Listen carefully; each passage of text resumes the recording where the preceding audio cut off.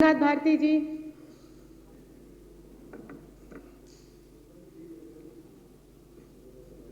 अध्यक्षा महोदय, आपका बहुत बहुत धन्यवाद। आपने मुझे इस महत्वपूर्ण मुद्दे बोलने का मौका दिया। सबसे पहले मैं सारे साथियों का धन्यवाद करना चाहता हूं। कल जो हमारा प्रदर्शन रहा दिल्ली की सड़कों पे, लाजवाब रहा। आप सबका तहे दिल से धन्यवाद। पूरी दिल्ली ने इस बात को सराहा कि किस प्रकार से आम आदमी पार्टी के विधायकों ने, पार्षदों ने, सांसदों ने बहुत शांतिपूर्ण रवैये से उस बात को, कार्यकर्ताओं ने उस बात को हर घर तक पहुंचा दिया और दिल्ली के लोगों को कि आम आदमी पार्टी अरविंद केजरीवाल से कितनी घबराहट में है भाजपा और माननीय मोदी जी। साथियों, आपको इसके लिए बहुत बहुत धन्यवाद। मैं अभी जब आ रहा था दिन में तो देखा भाजपा वाले प्रदर्शन कर रहे थे, तो मन में ख्याल आया कि गब्बर सिंह जब अहिंसा पे लेक्चर दे तो लगता है भाजपा जब वो हरकत करती है ना, जब ये प्रदर्शन करती है अरविंद केजरीवाल के खिलाफ, तो लगता है गब्बर सिंह अहिंसा पे लेक्चर दे रहा है। मैं आज साथियों की सारे वक्तव्य को सुना। अध्यक्ष महोदय, मैं आज दो मुद्दों को छूऊंगा। मेरे हाथ में एक देखिए फोटो है, ये माननीय मोदी जी हैं, आगे भाषण दे रहे हैं और पीछे 40 जवानों का फोटो है चुनाव के पहले। ये वो फोटो है सीआरपीएफ के 40 जवानों की जब पुलवामा में हत्या हुई, उसका राजनीतिक दुरुपयोग किस प्रकार से किया गया। हम सब कह रहे थे इस बात को उस वक्त, पूरा देश कह रहा था उस बात को इस वक्त कि ये ऐसा सेंसिटिव स्टेट जम्मू कश्मीर और ऐसा सेंसिटिव रूट जहां हर 10 मिनट के ऊपर आपको रुकना पड़े, आपको अपनी आईडी चेक करानी पड़ती है, आपकी जांच होती है। उस रूट पे इतना बड़ा काफिला, 1000 जवानों का काफिला, और सड़क के माध्यम से कैसे जा रहा है। हम सब के मन में सवाल था। हम सब सोचते थे कि क्या है, इतनी इरिस्पॉन्सिबल सरकार है, इतनी इल इन्फॉर्म्ड सरकार है। उसका जवाब आया। सत्यपाल मलिक जो जम्मू कश्मीर के गवर्नर रहे, जिनके टेन्योर में यह घटना घटी, उन्होंने अपने इंटरव्यू में इस बात को माना और ताल ठोक के कहा कि मैंने सलाह दी थी, सीआरपीएफ के जवानों ने सलाह दी थी, रिक्वेस्ट की थी कि हमें प्लेन्स मुहैया कराया जाए जिससे कि हम इतने बड़े काफिले को एक जगह से दूसरी जगह ले जा सकें। अध्यक्ष महोदय, इसलिए इंपॉर्टेंट है कि बहुत देशभक्ति की बात करते हैं ये। हम बड़े देशभक्त हैं, देशभक्त हैं, देशभक्त हैं। हमने कई बार इस सदन के अंदर भी, बाहर भी कहा कि एक बार एक औरत का बच्चा गुम हो गया, वहां के राजा के सामने पेश किया गया, उस बच्चे को लाया गया। 2 महिलाओं ने क्लेम किया कि मेरा बच्चा है। तो राजा ने कहा एक काम करो, इस बच्चे को 2 भाग में बांट दो और आधा आधा दोनों महिलाओं को दे दो। तो जिसका बच्चा था उसने कहा बांटो मत, काटो मत, दूसरे को ही दे दो। यही हाल इनका है। भाजपा का एक भी धेले का कंट्रीब्यूशन इस देश की आजादी में नहीं है और यही कारण है, गद्दार है ये। और यही कारण है कि पुलवामा में सत्यपाल मलिक जी के कथन से सिद्ध होता है कि 40 जवानों को जानबूझ करके शहीद करा करके इन्होंने अपना राजनीतिक उल्लू सीधा किया। शर्मसार कर रहा है पूरे देश को। और रिपोर्ट है कि उस मूवमेंट के पहले पुलवामा में 11 बार खुफिया चेतावनी थी। जनवरी 2, 3, 7, 18, 21, 24, 25 फरवरी 9, 12 और 13 इतनी खुफिया चेतावनियों के बावजूद जानबूझ करके शहीदों को, हमारे नौजवानों को, हमारे जवानों को, हमारे सैनिकों को बलि का बकरा बनाया गया। मैं चाहता हूं वो एग्जैक्ट स्टेटमेंट जो सत्यपाल मलिक जी ने दिया वो क्या है। जब करण थापड़ ने पूछा तो कहा कि let me tell you the facts.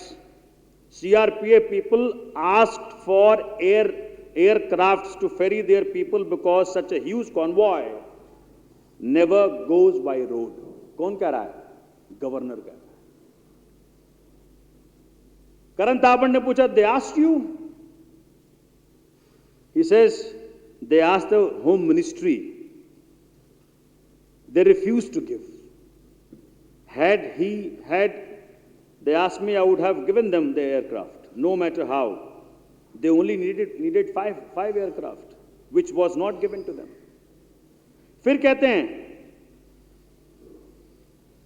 कि आप कह रहे हैं कि होम मिनिस्टर को उन्होंने होम मिनिस्टर से एयरक्राफ्ट मांगे और होम मिनिस्टर ने रिफ्यूज कर दिया। तो कहते yes, and I told it to the prime minister in the evening that this has happened. अगर आपको याद होगा उस वक्त प्राइम मिनिस्टर क्या कर रहे थे? शूटिंग कर रहे थे सफारी में, यहीं हिंदुस्तान में सफारी में शूटिंग कर रहे थे जिम कॉर्बेट में। और कहा I told it to the prime minister in the evening. कौन कह रहा है? होम, ये उस वहां का गवर्नर कह रहा है कि ऐसा हमारी गलती के कारण हुआ। ये गवर्नर ने एडमिट किया है इसमें। ये बहुत बड़ी बात है पूरे देश के लिए।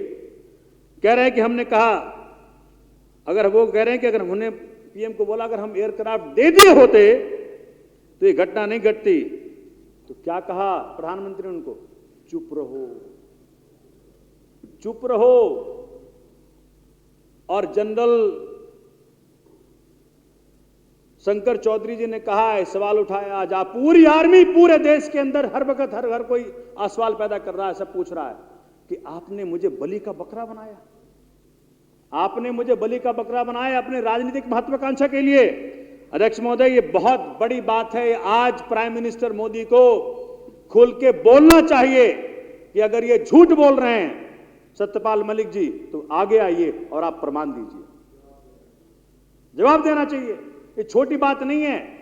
और मुझे लग रहा है इस इंटरव्यू को दबाने के लिए ही अरविंद केजरीवाल जी के पास सीबीआई का नोटिस भेजा गया। इनके पास जवाब नहीं है कि 40 जवानों की जो बलि की बकरी बनाई है आपने, बलि का बकरा बनाया आपने। अध्यक्ष महोदय, आज ये एक्सपोज हो चुके हैं कि इनके जैसा देशद्रोही पूरे भारत के इतिहास में कोई नहीं हुआ। अध्यक्ष महोदय, फिर कहते हैं जी हम भ्रष्टाचार विरोधी हैं, भ्रष्टाचार विरोधी हैं, भ्रष्टाचार विरोधी हैं।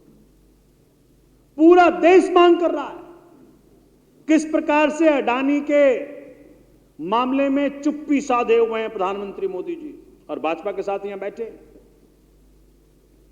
अगर इनके पास जवाब है तो यही दे दें। सत्यपाल मलिक जी कह रहे हैं कि करप्शन जो है माननीय मोदी जी के लिए कोई बड़ा मुद्दा नहीं है, उनको इससे परहेज नहीं है। उनको पूछा कि राम माधव 300 करोड़ रुपए के ऑफर लेके आए थे, बोले हां जी लेके आए थे। ये बात उन्होंने बताई तो कहते हैं कि जी ऐसा है ना कि जब मैंने बात करने का प्रयत्न किया तो मुझे कहा चुप रहो। क्यों? क्योंकि उनको परहेज नहीं है करप्शन से। जब गोवा में करप्शन का मसला उठाया तो सत्यपाल मलिक जी को ट्रांसफर कर दिया गया। तो मैं जानना चाहता हूं कि ना तो आप देशभक्त ठहरे, आज आपकी सारी पोल खुल गई, और मैं देख रहा हूं कि भाजपा के साथी मेरी बात से सहमत है। भारती जी अपने विषय पर रहे। और बात यह है कि पूरे देश के अंदर इस बात की चर्चा होनी चाहिए। आज मैं उन चालनों को भी कहना चाहता हूं जो आप बड़े देशभक्ति के ढिंडोरा पीटते हो सत्यपाल मलिक का इंटरव्यू से बड़ा कोई बात नहीं इस वक्त देश के अंदर। आज सारे चैनलों को चलाना चाहिए उस इंटरव्यू को और दिखाना चाहिए किस प्रकार से इनके देशभक्ति खोखले हैं, किस प्रकार से इनके भ्रष्टाचार विरोधी बातें खोखली हैं। साफ साफ निकल के आ गया कि ये ना तो देशभक्त हैं ना भ्रष्टाचार विरोधी हैं। अध्यक्ष महोदय, तीसरी बात कंप्लीट कीजिए। तीसरी बात, ये मैं एफिडेविट लेके आया हूं। ये एफिडेविट माननीय मोदी जी का है, चुनाव का एफिडेविट है।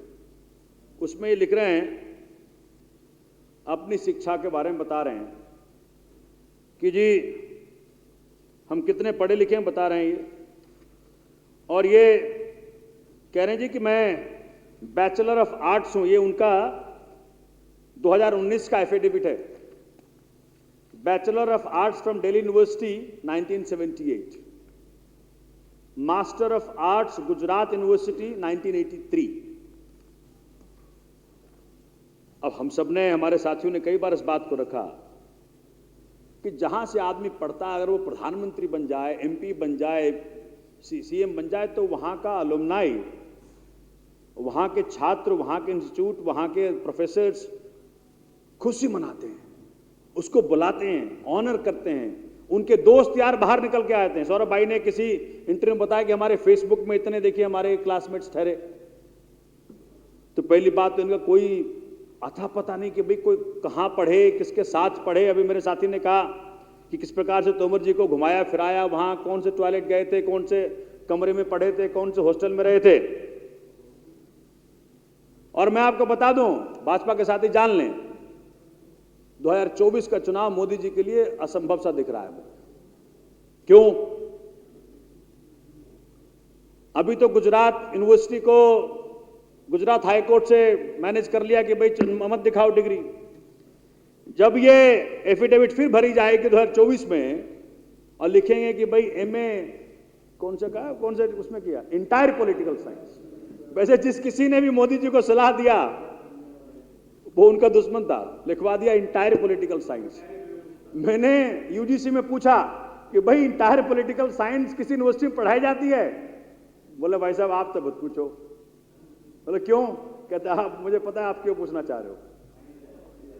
मैंने कहा आरटीआई लगा दूं? बोले लगाओ देखते हैं। तो बुदुड़ी जी, पूरे हिंदुस्तान में किसी यूनिवर्सिटी में इंटायर पॉलिटिकल साइंस नहीं पढ़ाई जाती। सोमनाथ जी कंप्लीट कीजिए। और ये जब 2024 में भरेंगे, जो भी उम्मीदवार एक कोई और अगर उस सीट पे भरेगा तो पूछ सकता है रिटर्निंग ऑफिसर से कि भाई इसकी डिग्री दिखाओ जो तुम भर रहे हो, क्योंकि 2016 का जजमेंट है। 2016 का जजमेंट है सुप्रीम कोर्ट का कि अगर कोई भी व्यक्ति अपने एफिडेविट में अपनी शिक्षा को लिखता है तो उसे डिग्री दिखाना पड़ेगा। ये 2016 का सुप्रीम कोर्ट का जजमेंट है और उसी आधार पे उस एमएलए का जिसकी केस गया था सुप्रीम कोर्ट के सामने, उसको निरस्त कर दिया गया।